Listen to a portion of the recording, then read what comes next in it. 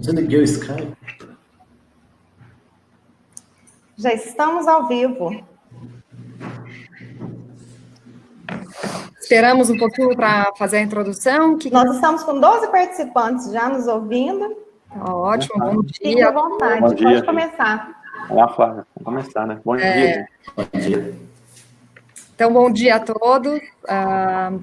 Muito feliz que estão todos presentes. Esse é o nosso primeiro webinar, né? E hoje é o Dia Internacional do Café. Então, a gente também está muito feliz, é uma data muito importante, acho que a divulgação desse nosso produto que vai para o mundo inteiro. Para quem não me conhece, eu sou a Flávia, né, sou diretora executiva da Exportadora. Eu queria fazer essa introdução, fazer esse agradecimento também ao Sebrae por essa parceria, ao professor Pagotto de estar aqui com a gente hoje. E eu queria falar o quanto esse assunto é importante. Então, a gente está em um momento e a gente tem crescido muito, né, se a gente pensar na cafeicultura brasileira, que momento especial que a gente está vivendo, né, mesmo com toda essa pandemia, a gente não tem visto queda de consumo no mundo, né, muita gente esperava que o mundo fosse consumir menos café, os bares fechados, né, restaurantes, hotéis, a gente não tem visto isso, então a gente está num momento, apesar de tudo, um momento feliz para a cafeicultura, né, tivemos uma safra boa, uma qualidade boa, preços bons, então a gente está num momento realmente, acho que um momento privilegiado. Mas dentro dessas discussões também, a gente tem passado, a gente tem visto, principalmente a comunidade europeia, com muita preocupação na parte dos agroquímicos, né, e isso vem de frente com essa palestra que a gente vai ouvir hoje, que é esse controle né, de plantas daninhas, e o uso de glifosato. Não é uma proibição ainda, por exemplo, da comunidade europeia, mas eles têm diminuído muito os limites desse produto.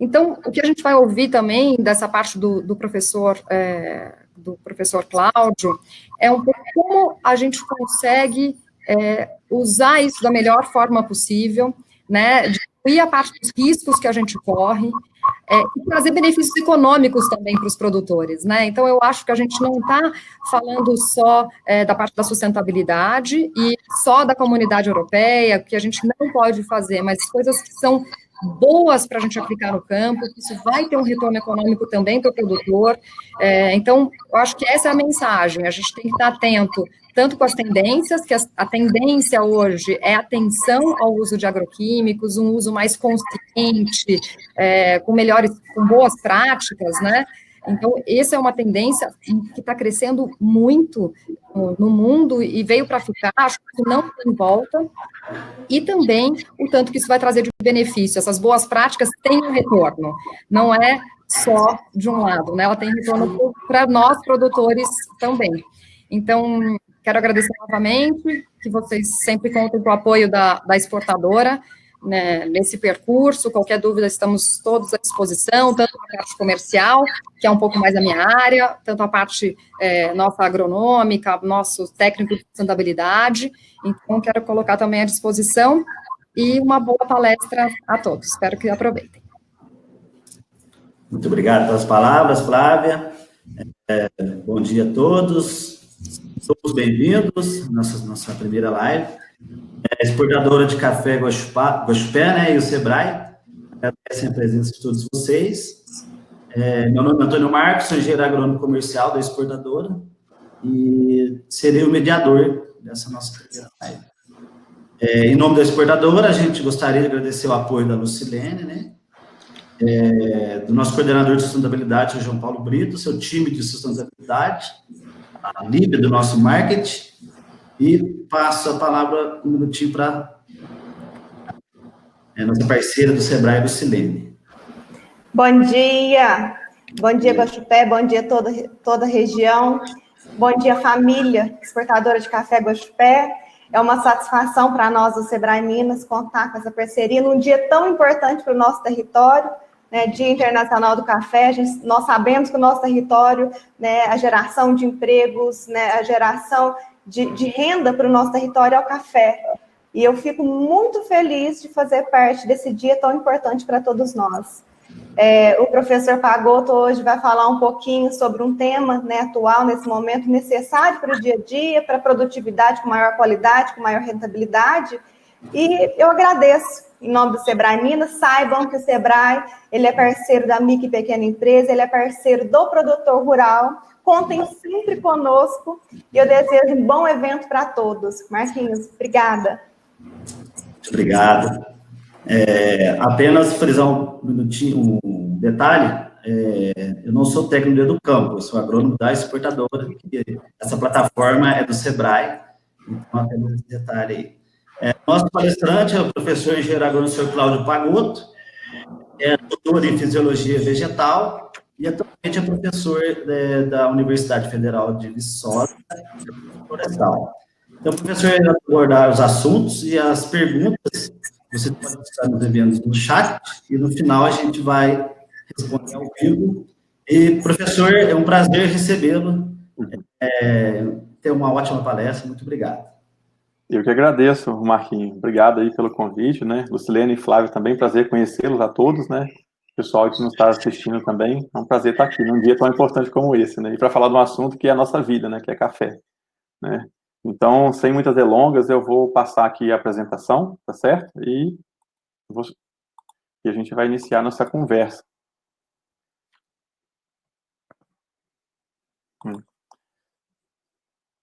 Tudo bem aí? Estão vendo o slide direitinho?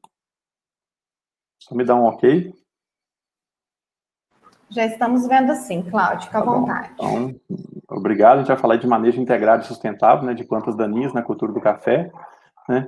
Eu coloquei aqui uma lista aqui de tópicos que vai guiar a nossa apresentação. É mais para passar uma mensagem, né? A gente não vai entrar a fundo aí em todos os conteúdos, que exigiria mais tempo, né? Mas a gente vai abordar aí um pouquinho de tudo, né, com relação a essa questão dos resíduos, né, e de estratégias para o manejo mais sustentável de herbicida, e com foco aí realmente no glifosato. Eu gostaria de adiantar, assim, eu não sou um professor, um pesquisador que trabalha essencialmente com glifosato, tá certo? A gente faz mais focado na fisiologia vegetal e trabalha com plantas daninhas também, mas tem uma visão bem ampla aí do que é o manejo de plantas daninhas em café, tá certo? Então, vou contribuir aqui com o que eu penso sobre isso, né? Até porque a gente ainda está muito desamparado com algumas pesquisas relacionadas a esse tópico, que é a questão de resíduo dele no grão exportado, tá certo? Que é o início da nossa conversa aqui, né? Que é o ponto central da discussão, né, essa questão desse café verde, né, exportado com resíduos de glifosato, né, que estão próximos ou superiores a esse limite máximo de resíduo, né, que na União Europeia, enquanto no Brasil e em outros países, né, ele é um pouco maior, tá certo? Então, eu coloquei uma linha do tempo aqui, que vai ilustrar a nossa apresentação, que é o seguinte: nós temos a lavoura, né, temos a lavoura com um problema que são as plantas daninhas, né, e a gente faz uso do controle, né, do manejo, né, e aqui que a gente entra, no caso, com o herbicida, e a gente está com foco aí no glifosato. Então, a gente entra com o produto nesse ponto, porque enquanto não tinha um herbicida, a gente não tinha um problema. Então, a gente entra com o manejo aqui. De alguma forma, esse herbicida está chegando na planta, tá certo? Chegando na planta, ele está indo para o grão, né? E o grão, a gente sabe que ele é constituído aí da casca, né? Polpa, pergaminho e a semente, que é o órgão aí comercializado, que é o nosso grão verde. Então, fiz uma ilustração aqui. Se hoje, atualmente, o LMR, né, de 0,10 miligramas por quilo, é representado por essas 4 bolinhas azuis aqui, né, e a gente tiver um grão que tiver só 3 bolinhas, a gente está com um limite, né, com quantidade de resíduo inferior ao limite máximo permitido. Então, esse grão aqui passa. Na medida que a gente tiver um grão que tiver mais resíduos do que essas 4 bolinhas, que a gente está vendo aqui, né, é um grão reprovado. Se esse nível de resíduo reduzir para metade, em vez de 4 passar para 2, ou seja, de 0,10 passar para 0,05, né, mesmo esse grão que era permitido, né, a comercialização, ele passa a ser restritivo. Então, nós estamos com, e se isso cair ainda mais, né, tá vendo aqui um pontinho, fecha o seco muito mais ainda. Então, nós temos com uma causa e uma consequência, né? Então, a consequência é o resíduo, e a causa, né, é a introdução aqui de um manejo que é necessário, né, que está levando isso daqui. Então, a gente vai discutir um pouquinho desse cenário, que tentar fazer e compreender um pouco o que está acontecendo aqui para trás, para que talvez isso aqui esteja acontecendo. Esse é o foco da palestra. Tá? Plantas daninhas, né, a gente tem a diversidade, né, de plantas que estão no solo, né, banco de propago, seja ela de propagação vegetativa ou de sementes, né, plantas daninhas aí naturais, né, comunidade natural, lavouras novas, né, plantas introduzidas que às vezes passam a ser daninhas, como a própria braquiária, muitas vezes, né, e eu coloquei aqui já uma foto que a gente vai falar bastante dele, do amargoso, até nas lavouras de conilon. Então a gente tem uma quantidade aí e a presença de plantas daninhas em todo o cenário da cafeicultura. Então, se a gente pegar desde o viveiro até as lavouras em produção, podadas e tudo mais, a gente faz manejo de planta daninha e sempre fez na agricultura e na cafeicultura.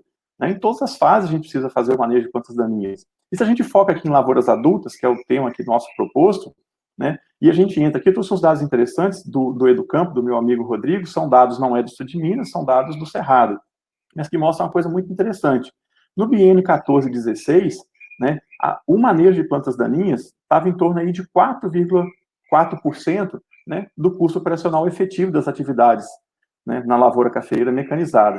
No outro biênio, para 16 e 18, se a gente olhar aqui, ele já subiu para 7%. Ele continua baixo em número diante de outros custos, né? Mas observe, 4,4 para 7, né? 60% de aumento. Não sei como é que está aí no Sul de Minas esse valor, mas representa que o manejo de plantas daninhas tem dado um pouco mais de dor de cabeça, sobretudo por causa da dificuldade de controlar essas plantas de difícil controle e ter que usar, às vezes, moléculas que são naturalmente mais caras e que exigem um conhecimento técnico um pouco maior, né? Dentre outros vários motivos. Então, assim, já está sinalizando para a gente que essa dinâmica de manejo de planta daninha em café já está mudando, né, e está aumentando o custo de produção. E nessa questão do custo, eu aprendi também, depois de ter muito contato, né, com os colegas do Educampo, que a rentabilidade da cafeicultura, ela depende aí de altas produtividades, de bons preços de venda e de baixo custo de produção.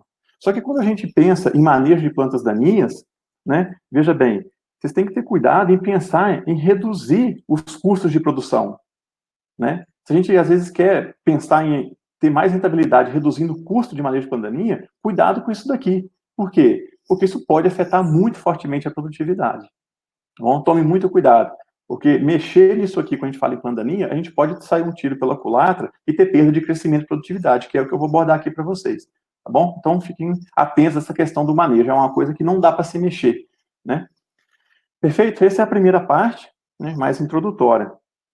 Quando a gente vai aqui para a questão da por que a gente controla a planta daninha em café, porque as plantas, de forma geral, precisam de luz, água, nutrientes e CO2 para crescer. São os recursos do ambiente que ela utiliza para existir, né? Ela consome isso do meio. São fatores consumíveis do meio. Perfeito? E quando a gente tem duas plantas, são dois organismos vivos convivendo, né? Você tem aqui, ó, a taquaraba e o nosso pé de café. Se eles estão convivendo no mesmo espaço, eles disputam, né, esses recursos, que é o processo de competição. Ou seja, a competição se estabelece, é um cabo de guerra, em que a demanda das duas plantas, por esses recursos que tem no meio, não atende à demanda dessas duas plantas ao mesmo tempo. E daí surge a competição. E é por isso que quando a gente deixa a planta daninha perto do pé de café, vejam bem, ela deprime ou suprime o crescimento do cafeeiro. A planta podia crescer sim, e ela cresce somente isso, porque as plantas competem por esses recursos. Por isso que a gente faz manejo. Tá bom? E as plantas daninhas são boas competidoras. Se a gente pensar aqui na planta daninha e o cafeeiro, eles estão aqui, ó, disputando os mesmos recursos, luz, água e nutrientes. Então, veja bem, uma planta daninha ela é boa competidora porque ela utiliza muito rápido esse recurso. Porque ela cresce muito rápido. E o café a gente sabe que cresce devagar, ele é perene, né?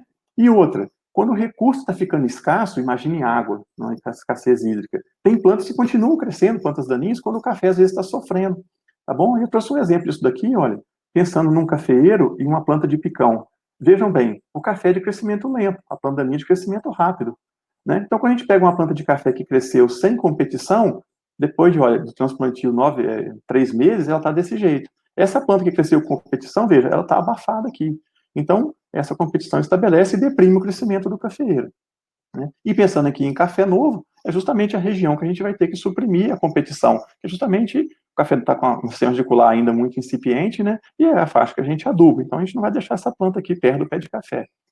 Tá bom? E quando a gente analisa os teores de nutrientes numa planta de café que estava em competição, a gente percebe que, entre macro e micro, o teor de nutrientes numa planta de café reduz aí, um dado que eu tenho aqui, ó, 16% por estar em competição com uma planta de picão no mesmo vaso.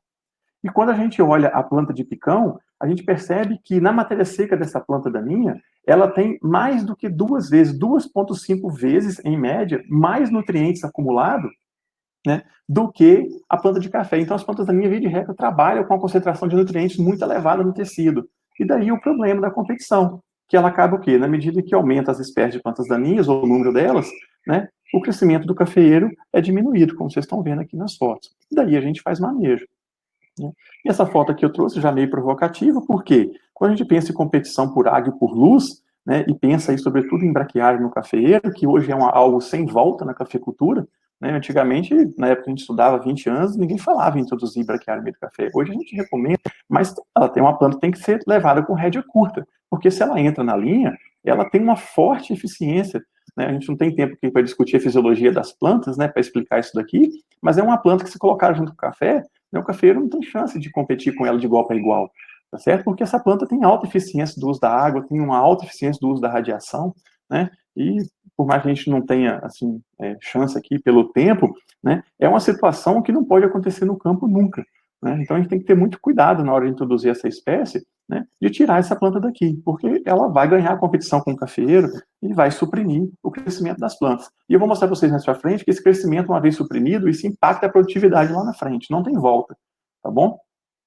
Por isso, tome muito cuidado com relação do manejo, pensando em lavouras novas, não é o caso ainda, né, de a gente falar de resíduo de fosfato no grão aqui, mas não tinha como não falar isso, né? Cuidado com essas plantas chegando muito próximo do pé de café, né? Pelas competições, não só por água, por nutrientes, mas por luz. Perceba a quantidade de luz que não está chegando na saia do cafeeiro jovem. E é a região da saia que vai dar o café, que vai dar as primeiras floradas, né? E a gente sabe que luz induz uma roseta mais cheia, né? Perfeito?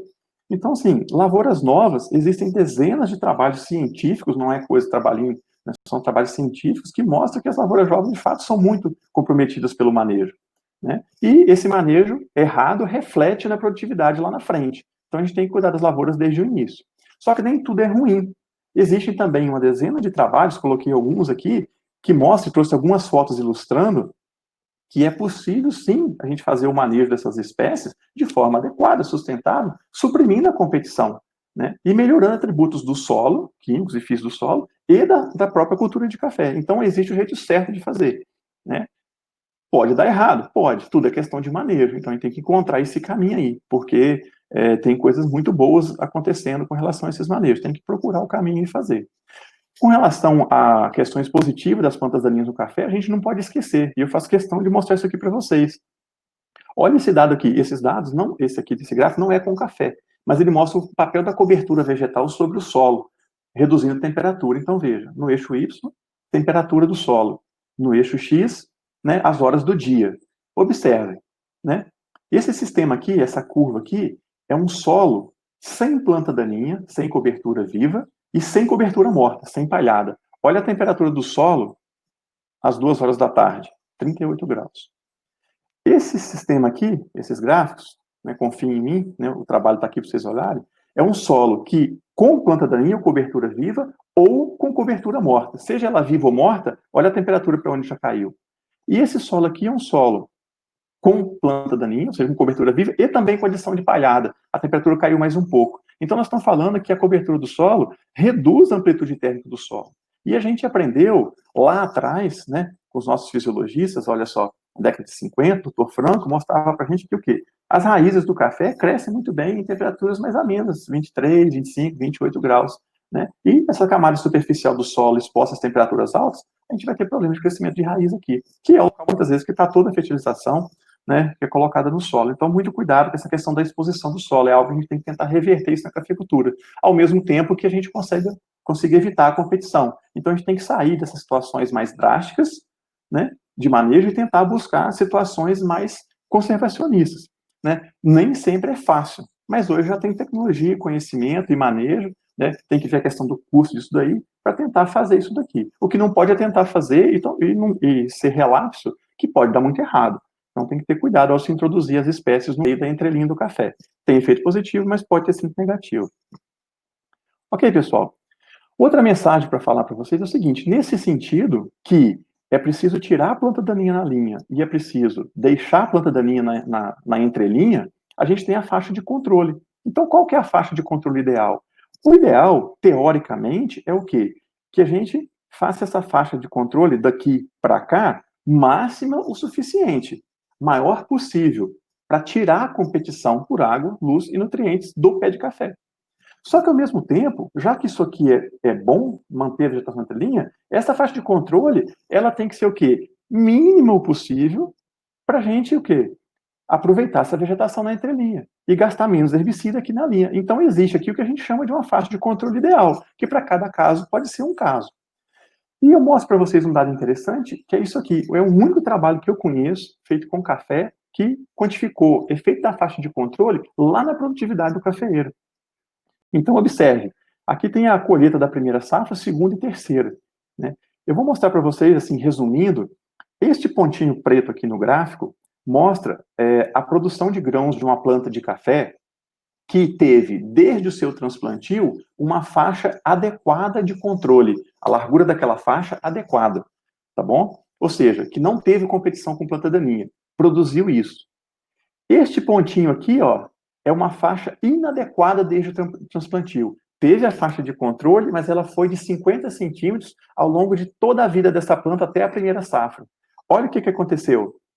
33% de perda de produtividade. Ou seja, manter fixa uma faixa de controle de 50 centímetros, esse trabalho mostrou que leva a perda de produtividade. Lá na frente, então é algo lá de trás que reflete na produtividade. A gente tem que cuidar disso.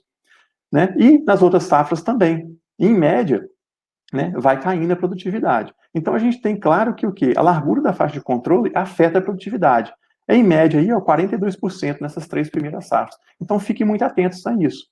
E para deixar isso muito claro, nós fizemos um trabalho, né, com a lavoura de sequeiro, lá em Rio Paranaíba, no Cerrado, para determinar qual que seria a largura dessa faixa de controle ao longo da vida de uma lavoura. A gente fez isso só até os 18 meses, na lavoura nova. Então a braquiária era a nossa principal planta daninha, a braquiária decumbens, porque era uma área de pastagem, então foi a principal planta daninha que ocorreu. Olha só os resultados, já vou passar aqui. Isso aqui, essa foto foi feita depois de 1 ano de plantado o experimento. Então, a braquiária crescia na entrelinha, a gente roçava, tá certo? E aqui na linha, a gente mantinha a faixa de controle. Olha aqui uma lavoura que ficou no mato desde o transplantio. Essa lavoura é uma lavoura que tinha uma faixa de 30 centímetros. Essa lavoura aqui, né, 45 centímetros de faixa. Essa aqui, 60 centímetros. 90 centímetros de faixa daqui para cá. Aqui 120 centímetros, olha aqui com 150 centímetros de faixa, e a braquiária aqui na rua. Essa lavoura estava plantada a 3,80 de entrelinha. E aqui, olha, né, 190, ou seja, seria o controle em área total. Então, o que a gente observa? Na medida que a gente aumenta a faixa de controle, né, a gente ganha em crescimento. E esse trabalho mostrou para a gente o quê? Aqui tem a teoria toda representada, que o quê? A largura da faixa ela deve aumentar a qualidade da lavoura. Certo? Então, a gente não tem como manter a lavoura, né, de forma fixa, né, com uma faixa fixa. A gente tem que aumentar. Nesse trabalho, não quer dizer que vocês têm que seguir esse número, que isso aqui vale para qualquer condição. Mas por 4 meses, né, aos 4 meses de idade, 52 centímetros é suficiente de faixa. Com 9 meses, já precisava de 1 metro de faixa. Então, a gente tem que ver que a faixa de controle tem que ser dinâmica, tem que ser aumentando na medida que a copa do cafeeiro vai aumentando. Então, desse trabalho, a gente concluiu que o quê? Que a faixa de controle hoje, ela tem que começar lá no caule, e ela tem que vir um pouco mais do que a projeção da copa. Antigamente, a gente escrevia, eu já escrevi muitos textos de manejo de planta daninha em café, a gente falava, planta daninha tem que ser controlada debaixo da projeção da copa, que é onde está a raiz do café. Hoje a gente está falando o seguinte, que já precisa controlar alguma coisa a mais do que a projeção da copa. E esse trabalho mostrou isso, que a gente precisa afastar essas plantas da copa, né? E outra coisa interessante que surgiu nesse trabalho que nós fizemos, e em outros trabalhos já publicados, é que é o seguinte, quando nós tiramos toda essa vegetação da entrelinha, vocês acreditem, a lavoura cresceu menos, um pouquinho menos. Então, tirar todo o mato também não é a solução. Então, a solução é entender para cada sistema de manejo o quanto que tem que afastar aqui. E daí que hoje a gente está fazendo essa faixa de controle nisso daqui, tanto nas lavouras jovens e está caminhando aqui para as lavouras adultas. Isso aqui tem sido uma realidade na cafeicultura. E muitas vezes a gente nem tem pesquisa para subsidiar isso, como essa que a gente já fez, né? Mas a gente já percebe que é uma realidade, né? Essa faixa de controle que começa lá debaixo da saia, né, e vem parar aqui um pouco afastando o mato da linha, né? Então, a gente está caminhando nesse sentido, né? E aqui eu trouxe um dado interessante para vocês, não sei se vocês conhecem, tem uma tese de um orientado professor Favarin, uma das melhores que eu já vi, né, que fala dessa competição de planta daninha em café, que ele usou fonte de nitrogênio marcada. e ele aplicou todo o nitrogênio aqui debaixo da saia de café. Toda a demanda de nitrogênio de uma planta adulta de café é debaixo da saia. Sabe o que ele detectou? Detectou que e aqui tinha braquiária, tá? Se a faixa for de 50 centímetros, mas da projeção da saia para cá, essa faixinha aqui, for mantida 50 centímetros livre, né, e o nitrogênio aplicado todo aqui no café, essa braquiária consegue pegar apenas 1% do nitrogênio colocado no café. Ela ainda pega, mas pega só 1%. Então, sinalizou muito fortemente que é preciso afastar essas plantas aqui, mas não precisa tirá-la daqui, porque a competição dela aqui por cá é muito incipiente e não vai comprometer o crescimento do café. Porque se deixar ela sem fazer a faixa, tem vários trabalhos de pesquisa que mostram que a competição nas lavouras adultas, que é o foco aqui que a gente está entrando agora, é muito forte. Então, deixar o mato crescer nas lavouras adultas sem manejo podem levar a perda de produtividades, que alguns trabalhos mostram aí ser nulo, mas pode ser 20%, 30%, 40%, até 60%. Aí varia com a situação, tá bom? Então, tem que ter muito cuidado nisso, né? E a gente sabe que o manejo de plantas daninhas em lavouras adultas, ele segue alguns princípios. Ele segue o quê? Segue a fenologia da planta de café, interagindo com o clima naquele momento, tá bom? Então, se a gente pegar aqui essa faixa verde, a gente está com a lavoura, né, na época de pré-colheita, colheita e o repouso vegetativo do cafeeiro. É a época aí de baixas chuvas, né, mais frio, né, a gente está fazendo essas operações. Então, o último manejo é feito aqui na pré-colheita. Via de regra, passa essa fase aqui sem plantas daninhas para questões operacionais da colheita, começa-se as chuvas e começa a temperatura aumentar, né, vem a florada, né, e junto com ela vem o mato, né, que ele acompanha o mato na lavoura, ele acompanha o crescimento do cafeeiro e a frutificação e a granação, até chegar de novo na pré-colheita, tá bom? Então, a gente tem que sempre estar de olho no café que é perene, que ele tem uma fenologia de janeiro a janeiro, e entender o que o clima está acontecendo naquelas lavouras, naquelas áreas ao longo do ano. E as plantas daninhas vão estar interagindo com isso daí. Traduzindo esse gráfico em miúdos, a gente entra na pré-colheita com uma situação, aqui uma foto, né, um exemplo, na pré-colheita a gente controla o mato, né, para entrar na colheita desse jeito, né? Depois, durante a colheita, a gente passa para a época de pós-colheita. Vocês veem a lavoura aqui até, nessa foto, já sentindo um pouco a seca, né? Muito próximo do que a gente está vivendo agora, né? Infelizmente. Né? O mato já está aqui querendo vir, e a hora que vem a chuva que traz a nossa florada, olha o que acontece, traz a vegetação. E depois da florada até chegar na pré-colheita de novo, essa é uma época crítica em que a competição nas lavouras adultas vai acontecer. E é a época que a gente tem que fazer o manejo. E é nesse momento que a gente entra com os produtos que a gente pode estar contaminando a nossa lavoura. Tá certo? Então, para isso, a gente tem que fazer manejo integrado. E para fazer manejo integrado de plantas daninhas, ele é muito complexo, pessoal. Né? Se vocês observarem, manejar planta daninha envolve muita coisa, é uma ciência muito complexa. Né? A gente tem uma disciplina no curso de agronomia só para falar de planta daninha, para vocês terem uma ideia. E quando a gente pensa que o manejo químico é uma estratégia do manejo integrado, né, ele é muito complexo. Né? Assim, eu ensino para os alunos, a gente fala muito isso, colocar um volumezinho de Roundup, né, de glifosato dentro de uma bomba costal e sair pulverizando, isso é reduzir e simplificar tanto o manejo de planta daninha, mas tanto, né, que a chance de dar errado é quase 100%. Por quê? Porque envolve conhecimento de solo, de produto, tecnologia de aplicação, de fisiologia de planta, anatomia, translocação, deriva, trator, máquina, gente, sintoma, movimentação do herbicida. Então, assim, é muito complexo. Então, se a gente quer melhorar o uso do glifosato na nossa lavoura e de qualquer outro produto, a gente tem que entender um pouco mais de tudo, tá bom? Não é algo simples, é algo mais técnico. Herbicida sempre foi algo técnico. E, às vezes, eu vou mostrar aqui por quê, ele foi virando, às vezes, assim, a gente às vezes não tem tanto cuidado como deveria para utilizá-lo. Nesse sentido, vocês têm uma ideia como que já tem uma grande preocupação do uso de métodos alternativos de manejo de planta daninha nas culturas em café. Eu trouxe 2 materiais da Embrapa aqui que mostra, e fica aqui os links para vocês, está disponível online. Olha, controle de plantas daninhas, métodos físico, químico, cultural, biológico e alelopatia. Já tem um livro escrito por pessoas consagradas, renomadas, que já não trata do uso de herbicida em lavoura de forma geral. E já tem materiais específicos em manejos sustentáveis em café, sem uso de herbicida, focado em café. Então já tem, eu mesmo já tenho escrito alguns materiais, para materiais internacionais, sobre o manejo de planta daninha, tentando diminuir esse uso. Então, assim, a agricultura está mudando. Tá bom? E a gente tem que ir tentando acompanhar e ver como que a gente pode usar os produtos de forma mais eficiente. Então vai ficar aqui para vocês isso daqui, para vocês, se quiserem ler e explorar, os alternativos do manejo. Eu vou falar alguns aqui, né? E vou falar, obviamente, do manejo químico. Por quê? Porque a gente tem um desafio. O que é o desafio? Se a gente está falando aqui, nós estamos tendo um problema que está gerando a nossa consequência, que é o uso do método químico, a gente precisa conhecer as espécies de plantas daninhas que acontecem nas lavouras, né? E precisa conhecer o herbicida que a gente está tratando, dentre outros aspectos. Né? Então, se a gente não buscar entender o que está acontecendo com esse produto que a gente aplica, características dele, né, a gente nunca vai entender por que esse produto está chegando aqui. Tá bom? Então, temos que conhecer as espécies com que a gente está tratando para a gente tentar melhorar esse manejo do herbicida. Como otimizar? Né? Às vezes não precisa parar de usar, às vezes é questão de racionalização e de ver a melhor forma de utilização. Tá certo?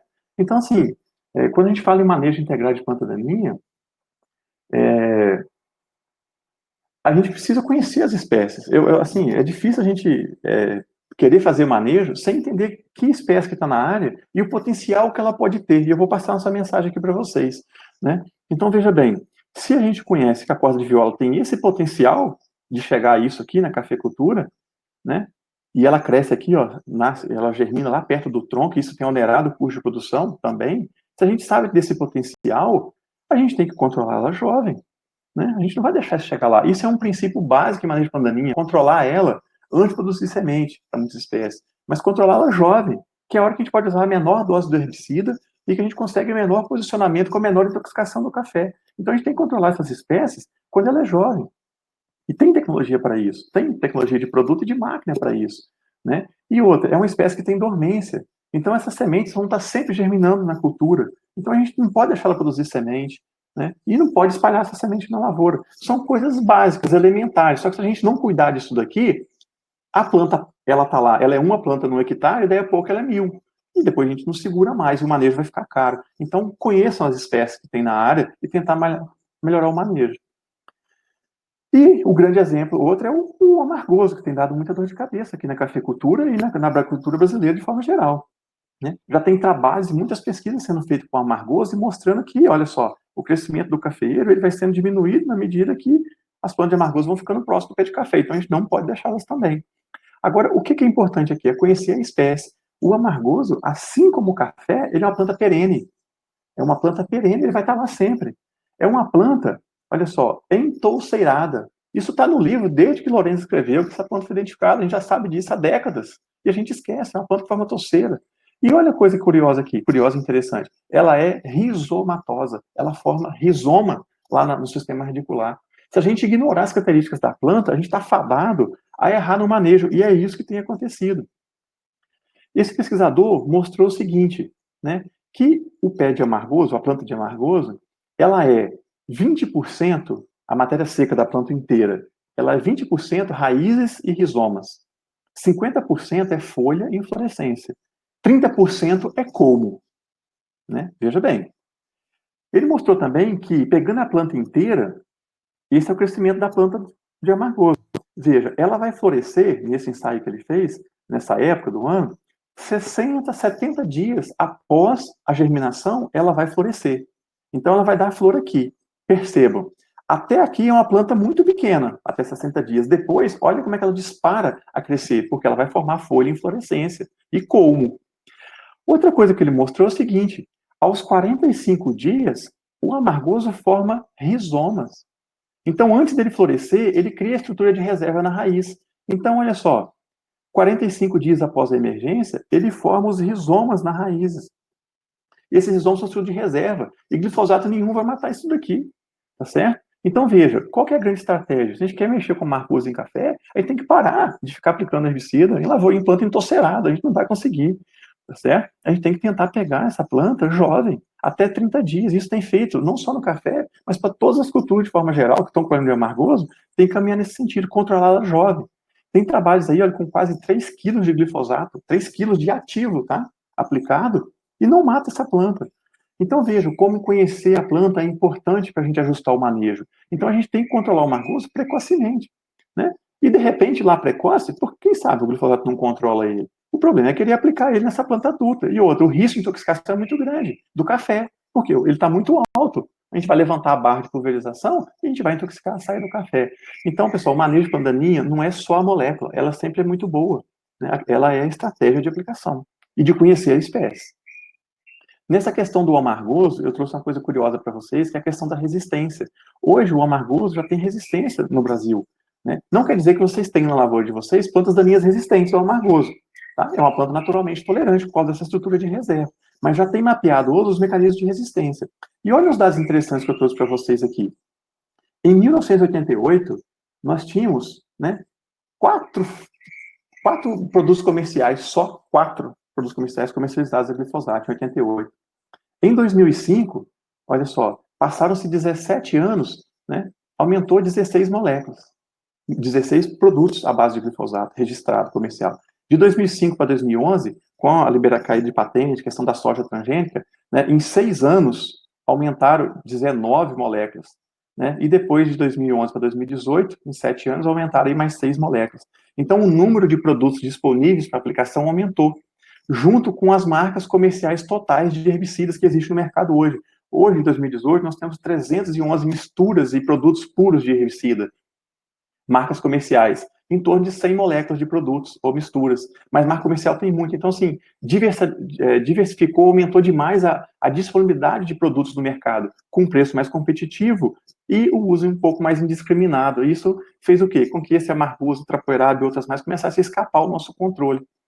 E junto com o amargoso, olha quem está escapando, é a própria trapoeraba, né? A comelina difusa, que é um pouco mais tolerante ainda ao glifosato, do que a própria bengalense. Mas são 2 espécies hoje já comprovadamente tolerantes, tá certo? Então ela é tolerante ao herbicida, e ela produz semente subterrânea, né? E ela compromete o crescimento do café, né? Então veja bem, eu trouxe um trabalho para vocês aqui, nós fizemos um cerrado agora, um estudante de mestrado, nós fizemos um trabalho lá de 2 anos, e vocês vão conseguir ver aqui, essa aqui é uma área, depois de 1 ano usando só glifosato na lavoura de café, tá aí o resultado.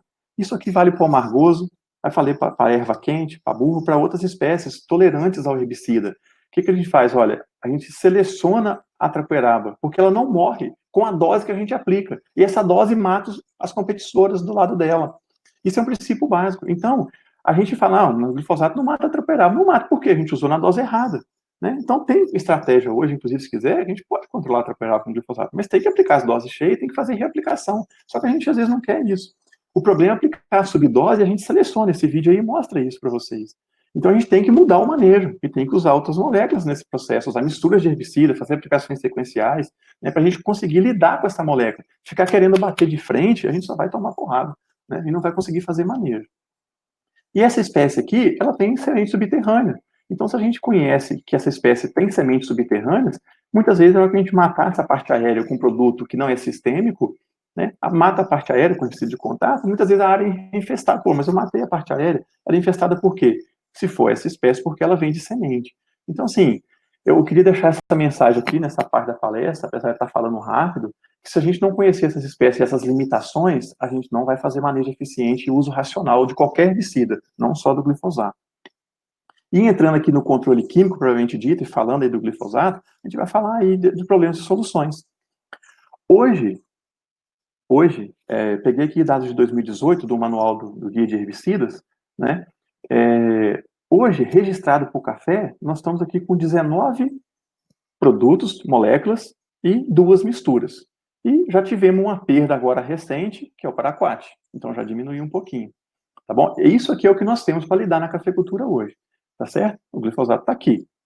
Tem os vários outros. Eu trouxe um panorama aqui para vocês entenderem como que a gente está na cafeicultura com relação ao herbicida. Olha que interessante essa análise.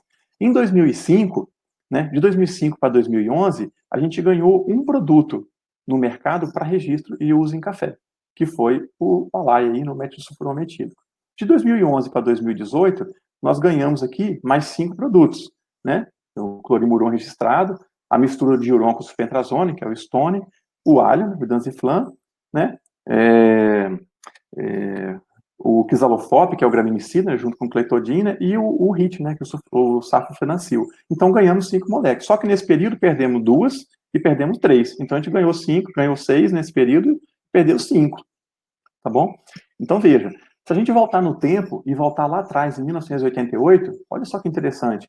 Em 1988, né, existiam, né, 96 formulações totais de herbicida, entre produtos puros e misturas, é o que estava registrado, de forma geral, tá certo?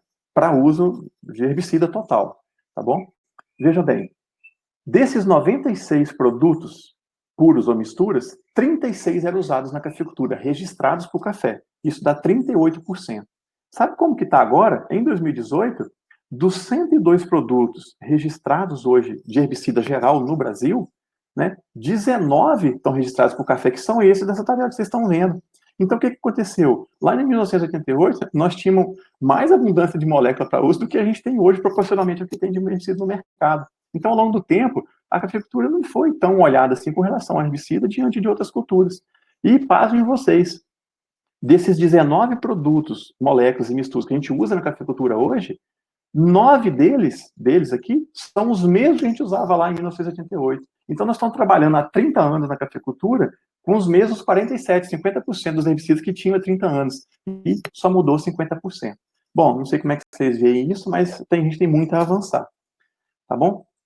A gente poderia aqui, se tivesse tempo, discutir cada molécula, mas infelizmente não tem. Tá bom? Seria muito bom, mas não vai dar. A gente não tem tempo para isso. Então, tem todos aqui os herbicidas para o café, cada um tem uma característica, e é esse desafio agora, conhecer cada molécula. Então, se a gente tem um glifosato aqui, que é o foco da nossa palestra aqui, e a gente tem tido problemas de uso, na medida que a gente tomar a decisão de diminuir o uso dele ou deixar de usar, nós temos que conhecer o que nós temos em mão que vai suprir a deficiência dele, né? Então, a gente tem que fazer uso disso aqui, né? O glufosinato de amônio, né? Afinal, está entrando muito fortemente nisso daí, tá certo? Os graminicidas, né, posicionados corretamente, têm entrado muito forte. Hoje, a questão aí com o lançamento do alho, o próprio Stone, né, os pré-emergentes têm ganhado o seu papel também. Então, assim, tem muitos, além do Oxopen, que já é consagradamente já utilizado na agricultura, então tem muitas opções, né? Fiquei sabendo recentemente, né, pessoal da Syngenta, que o Diquat parece que está entrando e vai entrar no mercado para cobrir essa molécula aqui. Então, assim, tem muita coisa que a gente precisa agora buscar para a gente reduzir o uso de um produto que nos está causando um problema comercial, né? Ou, às vezes, nem é só parar de utilizar, né? É questão de usar racionalmente. E quando a gente fala em uso racional de herbicida, dê uma olhada nessas fotos. Agora falando de glifosato. Falando de glifosato, pessoal. Sabe o que eu voltei? Eu voltei no tempo. Eu fui lá na década de 90, final da década de 90, que eu fazia agronomia, e que eu comecei a trabalhar com pandaninho em café. Na época em que isso aqui é na Zona da Mata, em que a Zona da Mata era a Zona da Mata, né? Hoje é Mata de Minas, né? Muito problema de trapoeraba. Naquela época, eu aprendi a fazer o quê? A gente aprendia e fazia muito bem o quê? Nós aplicávamos produtos não seletivos, glifosato e até 2,4-D, e mistura em tanque, de forma seletiva, em jato dirigido no café. Olha essa foto. Naquela época, vocês ganham até um prêmio de pesquisa fazendo um trabalho desse daqui naquela região, né? Por quê?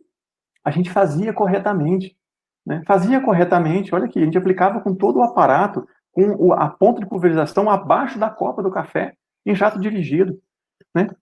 Eu não trabalhava com a ponta, aplicando ela dessa altura, porque fatalmente eu ia atingir a copa do café, porque a gente sabia o resultado que tinha, e usava pontas antideriva, pontas de bico espuma, de gota grossa, conhecimento básico da agricultura, né? E a gente fazia isso muito bem, está aqui o resultado. Porque se desse errado, isso aqui era foto.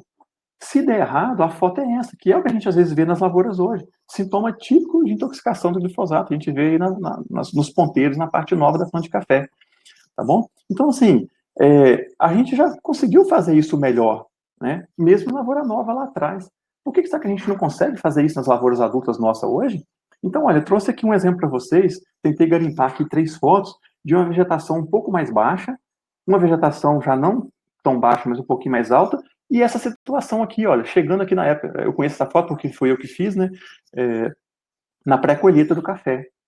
Será que se a gente deixar chegar numa situação e querer usar um herbicida aqui não seletivo como o glifosato, sistêmico, a gente vai conseguir fazer uma aplicação segura com um mato dessa natureza e com a saída do café dessa altura? Às vezes a gente está dando tiro, como é que fala, burro em pão de faca, tiro na água, fazendo coisas que está na cara que vai dar errado, né? Então, será que a gente não teria que aplicar um pouco mais para trás? Ou tentar encontrar uma tecnologia, coloquei algumas fotos aqui que a gente utilizou, uma tecnologia para proteger, para não ter essa deriva na saída do cafeeiro, para a gente conseguir a dessecação que a gente quer, né, seja em faixa ou em área total, o que for, depende do que se pede do manejo. Será que a gente não tem como trabalhar o jato dirigido, a altura do mato, e encontrar esse caminho e fazer o uso racional, para a gente, às vezes, não ter de deixar de usar uma molécula que é tão importante? A gente tem que pensar nessas coisas. E a gente, e a gente faz isso para o café novo. Eu fico curioso, eu estava falando nessa palestra agora, fiquei pensando nisso o tempo inteiro. Nós temos tecnologia, nós temos molécula aqui para uso em café novo, nós temos preocupação, né, de aplicar um produto para o café novo de forma seletiva. Olha essa aplicação aqui, feito meu amigo lá capixaba, né? Olha essa aplicação, tá certo? Então, hoje nós temos equipamentos, temos tecnologia, a gente usa isso na cafeicultura jovem para fazer o manejo da faixa, que é tão importante. Por que a gente não pode fazer isso também na lavoura adulta? Então, a gente tem que se perguntar e ver o que a gente está errando. Por que a gente está tendo resíduo no grão? Será que a gente está errando na tecnologia de aplicação? Se a gente cuida do café novo, por que não cuidar do café adulto também? Eu sei que tem as limitações, tem um desafio, tem um custo, tem tudo que for, mas às vezes tem saída, tá bom? Então, veja bem, jato dirigido, a gente tem que ter a noção do que é o jato dirigido, né? Ponta grossa, pontas de pulverização que emitam gotas grossas, o herbicida que é sistêmico, conhecimento básico, né? Trabalhar com a barra baixa, trabalhar com o mato mais jovem, usar proteção de qualquer natureza. Então, tem princípios básicos do jato dirigido e que a gente tem que buscar eles e persistir em cima deles o tempo inteiro, se a gente quer melhorar e continuar fazendo o manejo a baixo custo. Porque pode dar errado aqui. Então, veja bem, falando de glifosato, olha isso aqui. Isso aqui é uma dessecação, a gente está fazendo um experimento, uma dessecação na pré-colheita, tipo uma arruação química do café.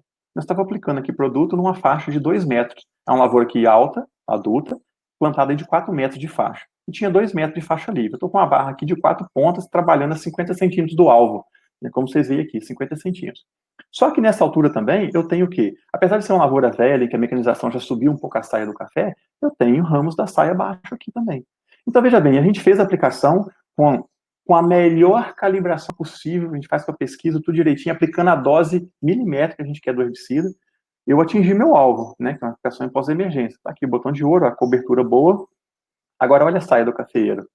A gente teve deriva do produto, porque eu não usei proteção nessa barra. A gente quis simular algo um pouco mais real, a gente não trabalhei com proteção. Então, eu intoxiquei a saia do café. Sabe o que foi o resultado dessa foto aqui, olha? Foi essa. Olhem bem, aqui não teve herbicida, isso aqui é a saia do cafeeiro. Olha aqui que beleza. Vocês até percebem que é uma folha mais larga, é uma planta mais sombreada. Agora, olha aqui, onde a gente aplicou um herbicida que é de ação por contato, ou seja, ele age no local que ele é aplicado, ou próximo do local. É a própria definição de um herbicida de contato. Tá bom? Não quero entrar aqui no médio com a molécula. Mas ela mostra pra gente o seguinte, eu atingi a saia do cafeeiro com a minha aplicação na pré-colheita do café. E poderia acontecer isso qualquer época do ano que eu fosse aplicar para controle de planta daninha. Então, olha aqui o dano. Olha o dano. Aonde pegou, ele mostra que injuriou. E está aqui o glifosato. No tratamento que tinha glifosato, eu encontrei isso aqui na saia do cafeeiro. Há aqueles pesquisadores que dizem que o sintoma de glifosato, ele fica aqui na ponta, né? Ele fica na saia e não movimenta. Você não vê isso em outra região da planta. Mas é algo que cabe muita discussão, né? Porque isso aqui eu conheço a molécula, ela é de contato. Agora, essa molécula é altamente sistêmica, né? E nesse ponto agora, eu quero entrar no mérito, caminhando aí para o final da palestra também, eu acho, né? Para atender aqui o tempo que foi colocado.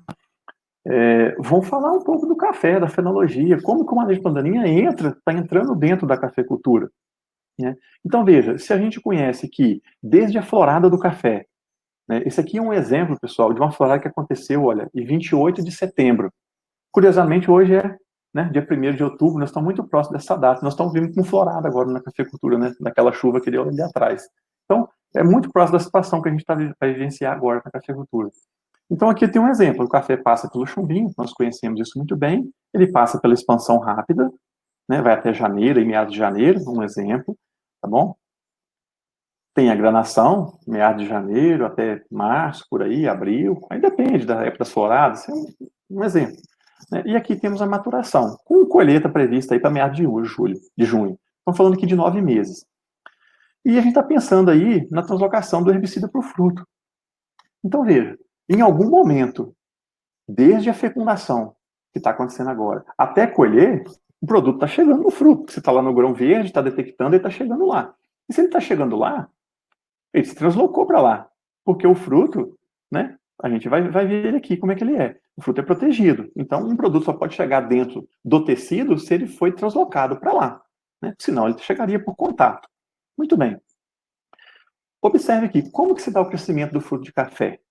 Aqui, ó, épocas, desde a florada, semanas após a florada, tá certo? E aqui é a matéria seca do fruto de café, o peso do café em matéria seca, miligramas por fruto de café. As 4 fases da frutificação. Chumbinho, o café não cresce nada. Na expansão rápida, o fruto sai de 0, ele vai aqui a 200 miligramas. Tá vendo? Mais ou menos 1/3 do que ele vai atingir quando ele terminar e for colhido, né? Então, veja, é aqui, depois da expansão, ó, daqui, da expansão, 90, 120 dias após a florada, para final da granação, quando vai entrar a maturação, é aqui que se dá a granação, o grande fluxo e importação de carboidratos do fruto, da planta como um todo. Então, o fruto de café vai se formar e vai granar até chegar a esse ponto para depois amadurecer. Se tem resíduo de herbicida aqui, ele está chegando pelo pedúnculo do fruto, sendo translocado junto com os produtos da fotossíntese. Tá certo? E eu poderia, que a gente tivesse tempo, detalhar um pouco mais esses trabalhos que a gente tem de fisiologia de café, né, que é a área que a gente trabalha muito, e mostrar para vocês que é o seguinte, até a expansão rápida do fruto de café, até o final dela, né, se a gente pegar aqui o fruto, né, esse aqui representa o endosperma, que é o que vai ser aqui a semente. Né? Aqui, ó, 60, 90 dias, 120. É muito pouco endosperma que tem, muito pouca semente que tem no fruto, ele é muita água. Certo? Depois dos 90 dias para frente, pensando aí talvez janeiro, coincidindo aí com a fase, é que o café, o fruto, vai drenar os produtos das folhas da fotossíntese e tudo está sendo absorvido e drenando para o fruto. Então, assim, não tem pesquisa provando o que eu vou falar aqui agora, mas está sinalizando que, assim, vamos separar aqui. Essa parte da granação é um momento que o fruto drena muito fotoassimilado, porque ele é o dreno mais forte da planta de café. Ele já sabe disso de longa data. Né? E outra coisa, não sei se vocês sabem, conhecem essa informação. O ramo de café, o ramo plagiotrópico, o ramo produtivo, o ramo que tem a carga pendente, onde tem os frutos, ele não é uma entidade autônoma. A gente fala em autonomia do ramo de café. Ele não é autônomo, ou seja, um ramo de café, ele não tem condição, via de regra, de sustentar toda a produção dele, sobretudo em ano de carga alta, tá bom? Então, fatalmente, ele vai demandar ou depender de outras regiões da planta que tenham uma condição melhor de produzir carboidratos, sejam fontes, para suprir esse carboidrato para esses frutos. Né? Porque as folhas que tem no ramo de café não conseguem, às vezes, suprir a carga de café, sobretudo em ano de carga alta. Então, assim, não pensar que o herbicida possa não estar chegando no fruto, não sei, não me parece adequado, porque está comprovando que está chegando e o fruto é um forte dreno. Então, em algum momento daquele manejo que está fazendo, nós estamos intoxicando a nossa lavoura, ele está translocando para lá. E talvez justamente nesse período aí dessa granação, porque é onde está tendo muito forte. E a época do ano é que o mato está forte e que a gente tem que fazer várias intervenções.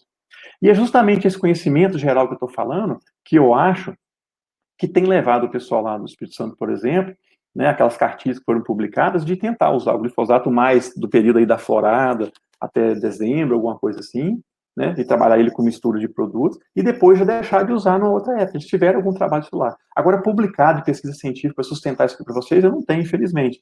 Se até tem, eu não achei, porque eu não tive tempo para fazer isso. Mas assim, é tudo muito novo. Mas tem toda essa teoria por trás. Então, a gente não pode negar que o fruto possa estar recebendo o produto. E segundo o que eu penso, ele está recebendo através de deriva na folha. E o glifosato é muito móvel, ele é muito sistêmico. Né? Então, assim, para mim é esse o caminho que está indo. Tá bom? E para caminhar aqui para o finalzinho, acho que eu vou conseguir acabar aqui dentro do tempo, né? Tá, Lucilene, Marquinhos. O que eu percebo, né? Vamos falar aqui agora da questão dos pré-emergentes e outros manejos, né? E as considerações finais.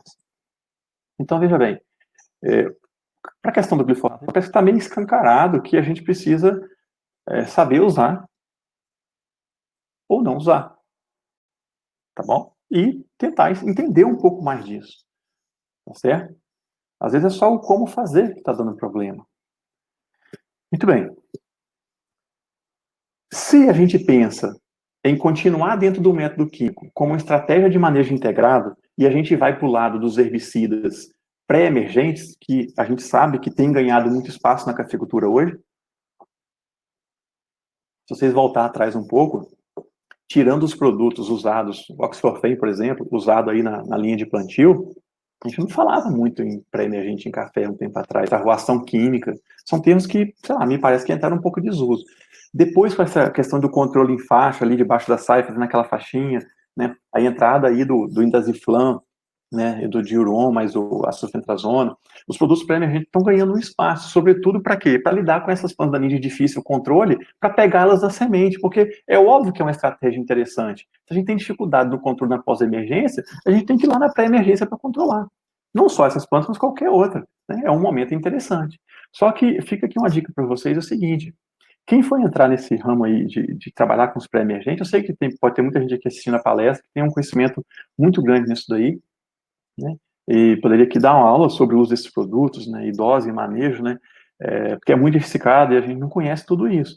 Mas veja bem, os pré-emergentes são produtos, na minha concepção, eles são muito técnicos de posicionamento. Pós também, mas o pré-emergente ele precisa ser tecnicamente colocado, porque ele vai para o solo. O alvo é a planta daninha, a semente da planta daninha que ainda não germinou é o nosso alvo.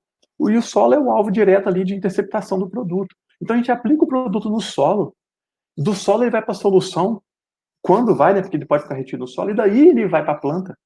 Então a gente tem um solo intermediando a absorção. Não é igual colocar o produto na folha na pós-emergência. Então, trabalhar com produto de emergência requer conhecimento e posicionamento técnico, porque pode dar errado de todas as naturezas. Pode dar muito certo, tem produtos muito bons, e todos são muito bons, né? Mas pode intoxicar o café, da mesma forma, pode intoxicar o ambiente, e você pode deixar resíduo no solo por muito tempo, né? Então, assim, eu vou falar rápido aqui, mas pré-emergente. Livre de torrão. Né? Então, o pré-emergente, a ideia é que se aplique no solo limpo, né, para que ele sele a superfície do solo. Né? E que a chuva, né, coloquei aqui, né, o solo tem que estar úmido, né? A chuva é o que distribui o herbicida no solo. Não usa adjuvante, né? A chuva é que distribui o herbicida naquelas camadas superficiais do solo. Né? E vai ativar o banco de sementes para o herbicida ser absorvido durante a germinação. Então, veja, a ideia de não ter matéria orgânica ali em cima, resíduo, é a ideia geral de um pré-emergente. Né? Livre de material orgânico. Livre de plantas daninhas. Então, assim, aplicar pré-emergente, ele requeria solo limpo. Só que a gente sabe que nós temos produtos em pré-emergência, a gente pode trabalhar com misturas com produtos em pós-emergência e aplicar com plantas daninhas jovens, que a gente consegue o controle em pós-emergência inicial e deixa o pré-emergente já lá para segurar a sementeira que está vindo. Mas, via de regra, vocês tomam muito cuidado de aplicar herbicida pré-emergente com planta daninha muito alta. A quantidade de produto que a gente vai chegar no solo é muito baixa, vai ficar retido na copa dessas plantas. Tá bom? Então, assim, se for trabalhar com pré-emergente, é solo mais nu ou com vegetação muito jovem, que é um momento interessante de trabalhar com as misturas. Tá bom? E outra coisa, cuidado com a rebrota. Eu tenho ouvido falar, esses dias mesmo eu estava no Cerrado, né, conversando com muitos amigos, o pessoal falava assim, estava comentando o seguinte, às vezes condenando um produto em pré-emergência porque ele não estava segurando plantas de difícil controle. Né? Ela estava rebrotando. Por quê? Ou estava germinando, né? Porque, na verdade, usou-se antes algum produto de ação de contato que matou a copa ou algum método mecânico que deixou o caule da planta viva dentro do solo com nós. A planta, às vezes, rebrota. E eu já vi trabalho, já fiz trabalho assim. A planta rebrota do subsolo. Não é semente, porque o produto é muito bom. Ele mata a sementeira, se for recomendado certinho. Então, assim, toma cuidado com essa questão das rebrotas, porque, às vezes, ela infesta a área. E não é a própria sementeira do que está vindo. Tá lá. E outra coisa, produto pré-emergente, a absorção dele é pela raiz. Né? A raiz, a semente germina, emite a radículo e aquela raizinha ali, né? Ou regiões do caule durante a germinação, que absorve o produto. Certo? Então a gente tem que colocar o produto no solo, o solo tem que estar úmido para o produto difundir no solo. Não quer dizer que alguns pré-emergentes não possa aplicar em solo seco, né? Depois que ele persiste lá, depois da chuva ele distribui, mas ele tem que conhecer cada produto. Produto pré-emergente, teor de argila e matéria orgânica do solo, vocês têm que olhar isso, tá bom? As doses dos pré-emergentes são muito associadas aos níveis de argila e de matéria orgânica, porque a matéria orgânica e a argila retém o herbicida. Você aplicar uma dose subdose, e tiver muita matéria orgânica e muita argila, o produto ele é retido pelo solo, no processo de sorção, não libera na solução, ele não controla de forma eficaz a planta daninha. Aí você diz, o produto não foi bom. Dose errada, muitas vezes. Da mesma forma, tem que ter cuidado com as doses elevadas, né? Porque esses produtos são aplicados muitas vezes em faixa. Eu vou falar um pouco disso depois. E então, olhar a questão do solo, de recomendação técnica. Quando a gente vai para o lado do herbicida em si, pessoal, tem muita característica do herbicida. A gente tem que olhar a absorção dele, a capacidade de absorver o solo, a persistência que a gente quer, por quanto tempo a gente quer essa persistência, solubilidade, se ele vai se movimentar no perfil ou não, né? A volatilidade, né? Se ele é volátil, se ele é fotodegradável, tem um monte de coisa, pessoal, que envolve a questão de herbicida pré-emergente. E a gente não tem tempo aqui, mas são 10 horas, eu estou caminhando aqui, faltam 2 slides, eu acho, tá? Eu sossegado aí, o CN, Marquinhos, estou acabando, né? Eu coloquei aqui um exemplo, citei para vocês, né, de Uron, sulfentrazona e da mistura, né, comercial hoje. Se vocês for pegar aqui, no rótulo do produto, já tem muita informação técnica. Para quem conhece, vai bater o olho nisso daqui e já vai ter uma ideia muito grande de como que esse herbicida vai se comportar no ambiente. Tá certo? Por esses parâmetros aqui, eu poderia discutir todos com vocês, de alguma forma, né, esses parâmetros já dão uma ideia do comportamento da molécula no ambiente. E se a gente conhece o ambiente e conhece a planta daninha que está lá, a gente consegue fazer uso desses produtos, né, para fazer o controle, né, de forma eficaz e usar essa ferramenta para suprir eventual deficiência que o glifosato ou qualquer outro produto em pós-emergência não está conseguindo, tá bom? Mas vamos ficar antenados para o uso mais técnico dele, com mais cuidado, né? E aí, fechando isso, né, mais 2 slides aqui, a tecnologia de aplicação. Ela vai ser essencial para a gente ter sucesso nesse manejo sustentável com daninha em café, seja para aplicar em pré ou aplicar em pós. Então, aqui eu estou com a aplicação em pós, eu preciso conhecer as tecnologias, saber o que eu estou fazendo, para aplicar na entrelinha. Ou o quê? Para fazer aquela faixinha de controle, né, debaixo da saia, vindo aqui para a entrelinha, afastando o mato da linha, seja com produtos em pós-emergência, ou com esses pré-emergências que eu falei ali, citei, né? Então, a gente tem que aplicar o produto de forma correta. E o que vai permitir isso é o conhecimento técnico da molécula e fazer essa tecnologia de aplicação acontecer.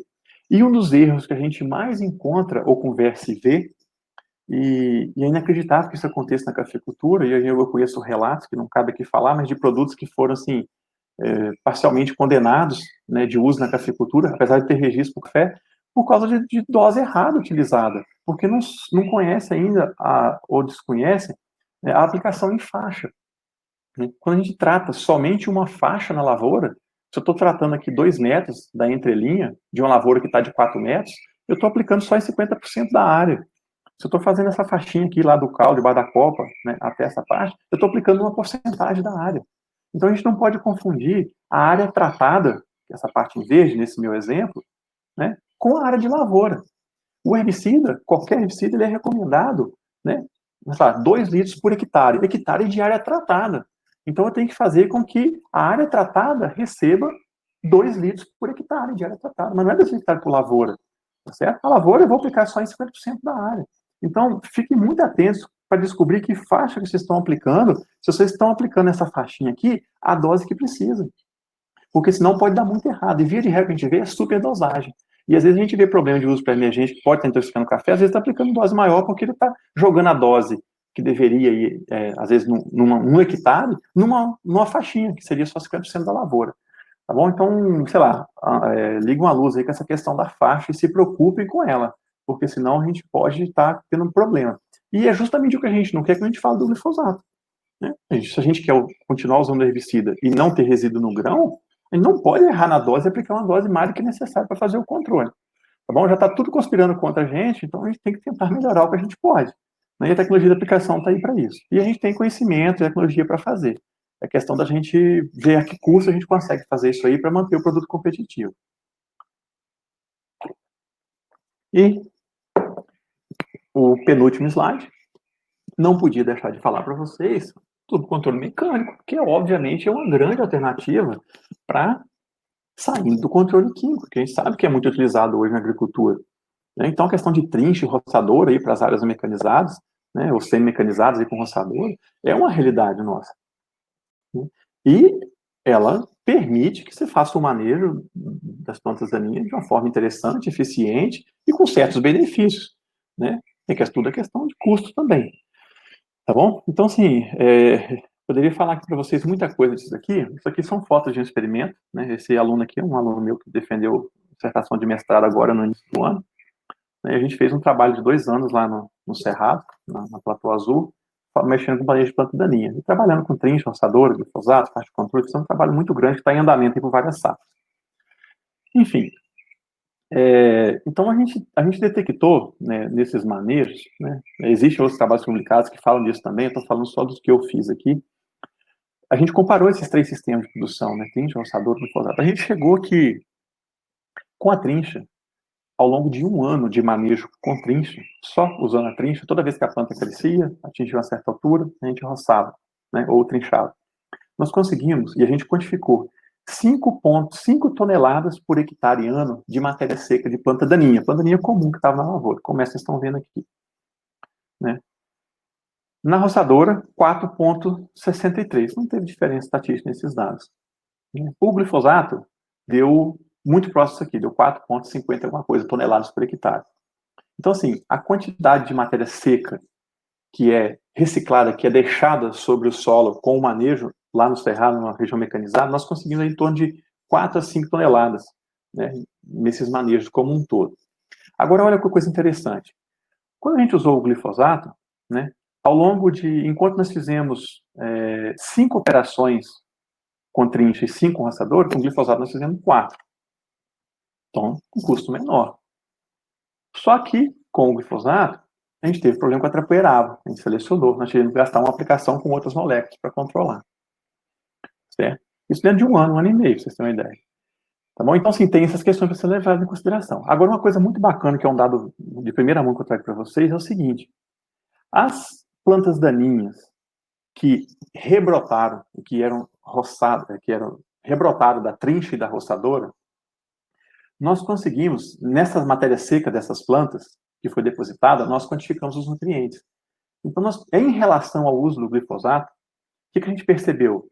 Nós conseguimos reciclar 41% a mais de nutrientes, eu tenho todos esses dados, 41% a mais de nutrientes com o manejo de trincha e 35% a mais de nutrientes em relação ao glifosato com a roçadora. Porque o glifosato desseca, ele é sistêmico, mata a raiz. Tem mais tempo de controle, é óbvio isso, tanto que a gente fez 4 operações contra 5 da outra. Né? Só que o fato da planta rebrotar na entrelinha, desde que ela não esteja exercendo competição com o cafeeiro, mantendo aquela faixinha, a gente poderia fazer o quê? Ter uma reciclagem muito grande, a gente usar essas plantas de cobertura para reciclar e trazer nutrientes do subsolo e colocá-los na superfície. E nós conseguimos, olha, mais de 40%, em torno de 40% a mais do que o uso do produto químico, né? Foi um dado interessante, porque a gente está sempre trabalhando com a rebrota. Uma coisa interessantíssima é que o quê?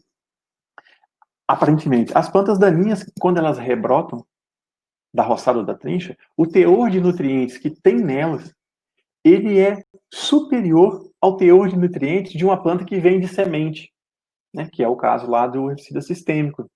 Por isso a gente conseguiu, às vezes, mesmo um produto químico não tendo produzido mais matéria seca ou menos, ou mesmo com a mesma nível de produção de matéria seca, a gente conseguiu muito mais reciclagem com a roçadora, porque os níveis de nutrientes de uma planta brotada ou rebrotada, aparentemente são maiores. Um dado assim que eu obtive no trabalho, questão de confirmar isso aí ao longo dos anos e com outros trabalhos também. Com relação à trincha roçadora, tem gente que gosta de um e de outro, e para cada um aplica uma coisa ou outra. O que eu tenho ouvido falar muito, né? A trincha parece que quando o mato está mais pesado, o batume maior, né, a necessidade de usar ela, que é um implemento que consegue trabalhar mais com a vegetação um pouco mais intensa. Só que o que a gente tem visto do lado da roçadora parece ter um pouco mais de benefício, né? Eu posso estar enganado e cada situação pode ser uma. Agora, o que a gente tem visto nesse trabalho que nós fizemos? A gente, o tempo entre trinchar e roçar e fazer o manejo depois de novo foi o mesmo. Então, assim, às vezes a gente fala, eu uso da trincha, eu demoro mais para voltar para fazer outro manejo. A gente não detectou isso nesse trabalho. Tem gente que fala que o manejo da trincha, às vezes você trabalha ali às vezes, um pouco mais baixo, é o que justifica, às vezes, ela demorar mais para você voltar com o controle. Só que quando você, às vezes, abaixar muito mais, você pode mexer na serrapilheira e trazer um monte de sementeiro, então pode infestar mais a área. Se você quer isso é bom. Agora, se você não quer isso é ruim. A roçadora parece picar os materiais em pedaços maiores. Por mais que embuche um pouco mais, parece que pica maior. Se pica maior, pode ter mais tempo para decompor, então a gente tem mais tempo residual de palhada sobre o solo, maior proteção de luz e tudo mais, umidade. Então é uma vantagem. A roçadora pode jogar o mato roçado lá na entrelinha, na linha de plantio, então pode ser um benefício. E um dado que a gente levantou na fazenda, até essa semana, eu levantei isso aqui para fazer essa palestra, o meu amigo lá no Utec levantou para mim, o Daí, ele constatou um uso um pouquinho maior de diesel aqui do que aqui, então um consumo maior um pouco aqui. Mas isso assim, são dados, não são estatisticamente falando, são observações do que a gente viu nesse trabalho e do que a gente ouve por aí. Tá bom? Mas cada um de vocês pode ter a percepção que quiser e saber benefícios, e não estou pondo um ponto final em nada, são percepções, né? Até porque eu nunca tinha trabalhado com esses equipamentos, foi a primeira vez. Mas que são alternativas interessantes para uso alternativo, é óbvio que são.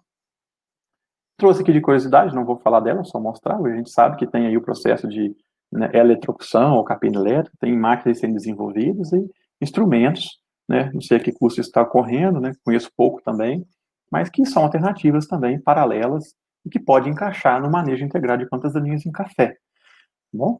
Junto com isso, né, finalizando, estratégias complementares, a gente vê muito, aí tem a questão da certificação, se pode usar um produto ou não pode, tem toda essa questão também, né, tem que ser olhada. Né?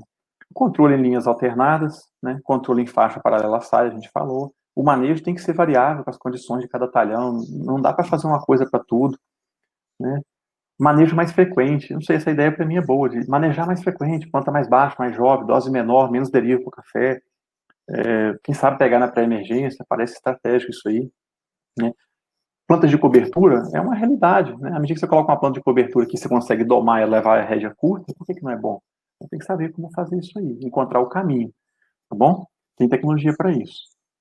Considerações finais, o que eu coloco? De tudo que nós falamos aqui, nessa meio correria, as conclusões são meio óbvias. As plantas daninhas afetam a cultura do café, a curto, médio e longo prazo, né? Crescimento, produção.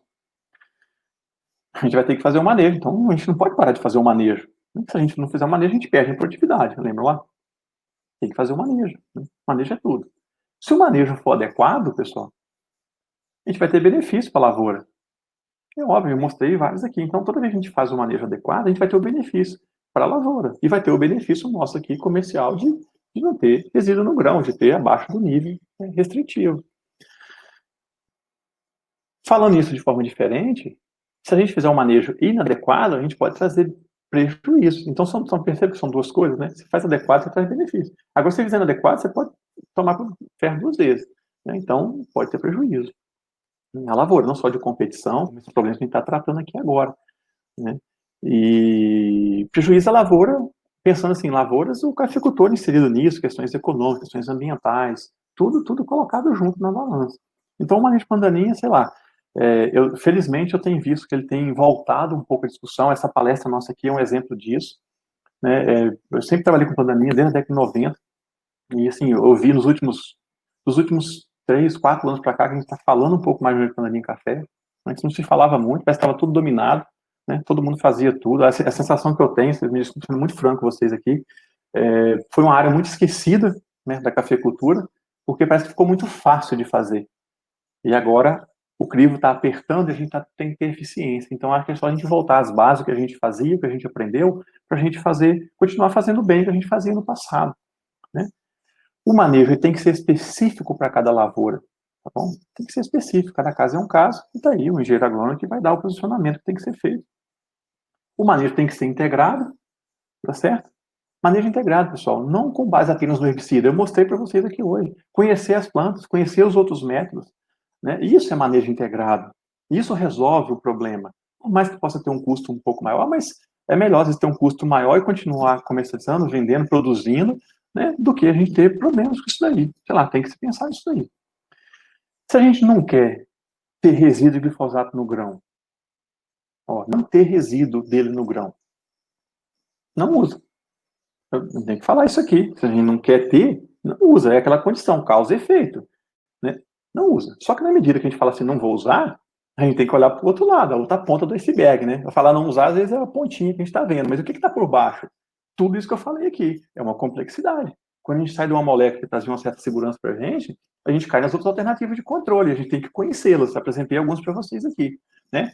sabe, trincha, uso para emergência, tem que entrar nesse mundo aí, tá bom? E conhecê-lo e testar. Agora, em vez de não usar, será que não é só usar de forma racional? Eu, particularmente, acho muita ideia. Eu ensino aqui na agronomia. Como é que eu vou ser um professor que vou ensinar aqui na agronomia, mas no plano da linha, e eu não vou falar de uso racional? Eu fui criado, forjado dentro da escola de agronomia, na década de 90, em que o plantio direto estava em voga, e que a gente tinha produto seletivo saindo para as culturas de plantio direto o tempo inteiro. A gente tinha que conhecer os produtos tecnicamente para posicionar. O herbicida era algo extremamente técnico, muito bem posicionado, né? Era só usar de forma racional. Então, talvez é isso que a gente está precisando, voltar e conhecer um pouquinho, dar o que a gente precisa dar, que é condição, conhecimento, treinamento e tecnologia de aplicação, aplicar de forma racional, conhecer melhor o que está fazendo. Né? As duas coisas podem ser possível. Assim, é uma opinião minha, você pode pensar o que vocês achar. E eu não podia deixar de falar isso aqui com uma última frase. Né? É preciso pesquisa científica para subsidiar essa discussão nossa aqui. Eu falei isso aqui tudo para vocês hoje, né, com base em tudo que eu conheço, no melhor que eu posso ter na minha cabeça, tudo que eu converso com um monte de gente, e do que a gente tem de melhor na pesquisa. Essa questão do resíduo é algo novo, então isso está sendo fervilhado e trabalhado agora. Né? Então, e eu não sou estudioso da questão do glifosato em si, então tem muita coisa para ser trabalhada e estudada, né, para a gente poder avançar com mais segurança e dar segurança para vocês também fazerem o trabalho de vocês de forma mais adequada, né, quem está aí na lida e tudo mais. Bom, pessoal, era isso. 1h15, acho que sobra o tempo para as perguntas. Muito obrigado e espero ter atendido aí a expectativa e trazido uma mensagem geral aí para todos. Obrigado, Lucilene. Marquinhos, volta a palavra para vocês. Obrigada, professor. Foi joia. Marquinhos, tem algumas perguntas aqui. Você quer que eu faça? Você vai fazer? O que você prefere? Eu posso fazer. Perfeito. Antes de mais nada, muito obrigado, professor. Uma palestra bastante esclarecedora, muito rica. Muita coisa nova, muito estudo interessante, de fato. E nos provoca, né, a ter uma abordagem, uma mudança de paradigmas, vamos dizer assim, evoluir cada vez mais numa abordagem diferente no manejo de plantas daninhas.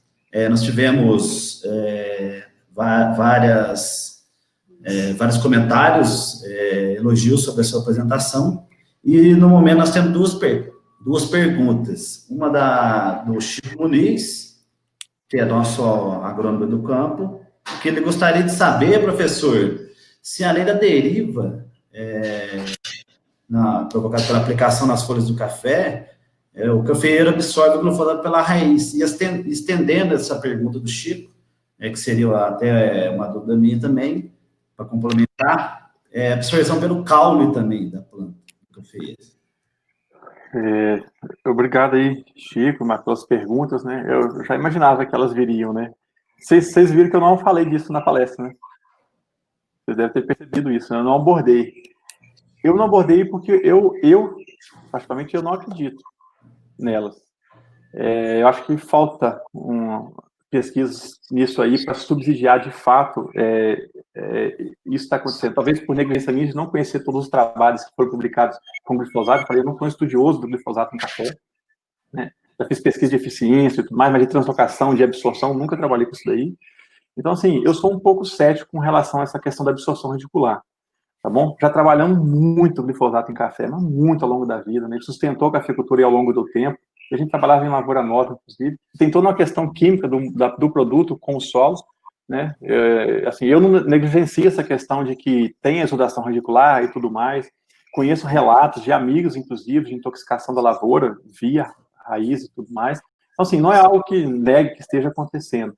Mas não sei, eu acredito que isso está acontecendo, via de regra, muito mais pela deriva do que pela própria absorção radicular. E uma outra coisa que sustenta eu falar isso, Chico, é o seguinte: veja bem, a gente parte do pressuposto que nós afastamos o sistema radicular da planta daninha da raiz do café. Então, essa interação, ela deveria ser mínima. Se a gente está tendo raiz planta daninha interagindo com o café e absorvendo o produto, é sinal talvez que a gente tem que reposicionar o manejo e tentar ver o que está acontecendo. A gente está controlando com o mato muito alto, né, as raízes muito vigorosas, deixando o mato entrar demais na linha e interagir com o café. Lembra o exemplo da tese do Favarino lá que ele mostrou?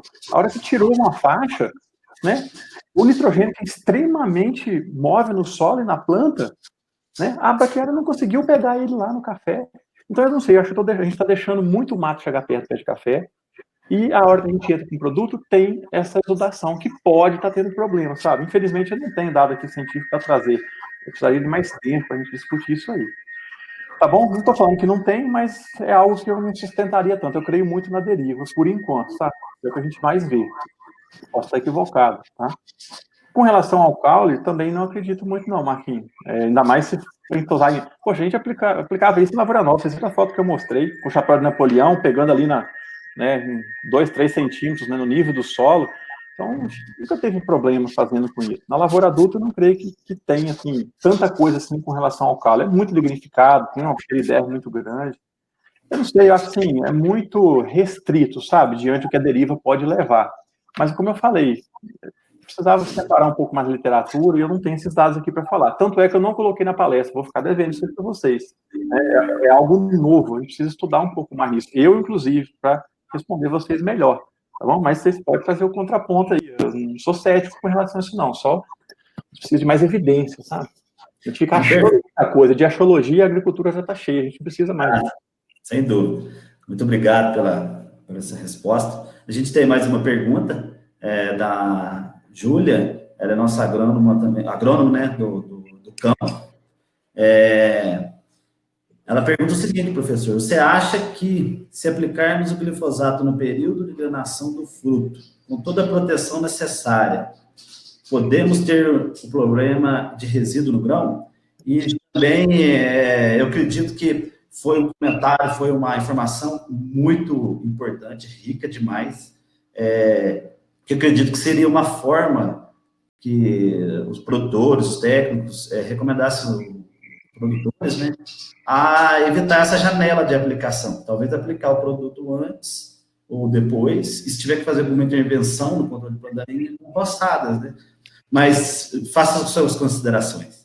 Então, é o que eu falei, né, Júlia, né, prazer, espero conhecê-la aí em breve, né, tem muitos amigos, né, do campo, né, muitos mesmo, né, e tenho aprendido muito com vocês, né, a gente sempre trabalha muito junto, né, mas é um pouco do que eu falei, a gente só vai ter, se aplicar com toda a condição, mesmo na granação, se aparecer no grão, sustenta a ideia de que está tendo absorção radicular, você está de convir comigo, né. Então, assim, aparecer no grão, aplicando tudo direitinho na granação, é justamente uma comprovação de que está tendo alguma absorção da raiz ali na superfície. Aí caía por tese a minha hipótese aqui de que é mais via deriva, tá bom? Então, se vocês têm essa comprovação, ou já fizeram isso, ou tem uma pesquisa que mostre, é a forma de isolar esse efeito, sabe? Eu ainda não vi essas pesquisas, sabe? Aí a gente fica meio vendido para poder posicionar. Então, o que você está falando para o professor Pagotto falou que é só deriva, não é, mas é que falta, às vezes, a gente quantificar isso para provar. E eu acho que esses ensaios estão sendo feitos e vão sair. Tá bom, Júlia? Então, pode, talvez pode, mas não sei. Tem que rastrear, tem que mapear. Vocês têm que ver o que vocês estão fazendo na área e mapear, fazer a rastreabilidade do manejo de planta daninha para saber exatamente o que deu problema no lote. Falei isso para vocês, que eu estava conversando com a pessoa da exportadora, né? Rastrear, porque o dia que der problema no lote, a gente tem que saber 100% do que a gente fez para trás. Então, o que eu proponho para vocês aí, e trabalhar até em parceria, é fazer os manejos rigorosamente controlados e ver o que deu lá na frente. A gente mesmo vai conseguir, no dia a dia, encontrar caminhos para ver qual a melhor estratégia. Porque o que o Marquinhos falou aí, o pessoal do Espírito Santo está usando, né? O pessoal lá, né? Tem problema com a NST também, no Conilon está tendo problema, né? Estão usando essa estratégia de deixar de usar um pouco o glifosato lá na frente e usar um pouco mais para trás só, né? Para liberar a granação disso daí. É uma estratégia, que é óbvio que ela é uma estratégia. Ela é uma estratégia inteligível, vamos dizer assim. Mas precisa da pesquisa para provar isso aí ainda, sabe? Então, às vezes, mesmo fazendo isso, se der problema, a gente tem que conseguir rastrear, sabe? Então, é um mundo que a gente está construindo essas ideias ainda. Eu não tenho elas formadas, sabe? Para falar, dá, não dá. Então, é preciso pesquisa, conhecer, ler um pouco mais, e vocês mesmos no campo começar a isolar o que fez e o que deu, né? Mas é uma informação muito importante, viu? Veio muito a agregar conosco aí. A gente tem mais uma pergunta do senhor Evandro Siqueira, né? A manutenção de plantas daninhas em porte baixo, com roçada, na linha de plantio, causa o mesmo benefício do que cuidar totalmente, deixar a área totalmente limpa? Essa é o Evandro. tem que ser pesquisado e testado. Eu não tenho essa resposta para o senhor, não. Poxa, o que é menos pior, né? Eu falei aqui para a gente tirar a planta de lá e provei que precisa tirar, né? A gente só tem que pensar o seguinte, senhor Evandro. A planta daninha, até que a gente roce ela na linha, ela cresceu, ela existiu, ela se formou e ela extraiu. Ela extraiu luz, ela extraiu água e nutrientes. Para ela estar ali, para eu poder roçar ela na linha.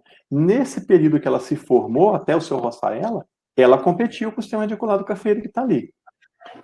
Agora, se o benefício que essa palhada ali colocada e essa reciclagem ao longo do tempo e controle de umidade e tudo mais, possa estar agregando ou pelo menos anulando o efeito, eu não conheço uma pesquisa que provou isso ainda. Eu preferiria, hoje, controlar a planta daninha na linha, mecânico ou quimicamente, ou o que for, e se eu quiser proteger ali com vegetação, eu jogaria da entrelinha para lá. Me parece mais razoável e que a cafeicultura tem ido por esse caminho nas lavouras jovens. Tá bom? Porque, pra você ter uma ideia, eu acho assim, que vai um pouco na contramão isso aí, até nas lavouras adultas. Esse trabalho, tem tempo aqui, Marquinhos, de esticar, de comentar? 4 minutinhos apenas. Vou concluir. O trabalho que nós estamos fazendo lá na lavoura, um dia eu posso apresentar esses dados para vocês, nós estamos testando, além dos manejos com trincha, glifosato e roçadora, a faixa de controle na lavoura adulta para fazer aquela faixinha. Então, veja bem, na linha, nem passa na minha cabeça da lavoura adulta, tampouco da jovem, de deixar a planta daninha lá, sabe? Acho que a competição ela é muito danosa. E o risco do seu depois não conseguir controlar ou roçar pode ser muito grande. Então, tomar muito cuidado. Se na entrelinha a gente já tem dificuldade, às vezes escapa, ela invade a linha, se a gente colocar na linha e querer roçar, a gente pode dar muito errado. Aí tem que entrar com capina. Eu vou falar uma coisa para vocês. Nossos dados também mostrou lá. Capina tem causado um dano em lavoura nova muito mais do que o próprio herbicida não seletivo. Vocês podem escrever o que eu estou falando. Bom, Marquinhos, outra pergunta. Tá bom, seu Evandro? Eu respondi. Vamos para uma última pergunta e depois a gente fazer umas considerações finais. O Romeu Aparecido, ele até é técnico do grupo, né? De uma das fazendas do grupo.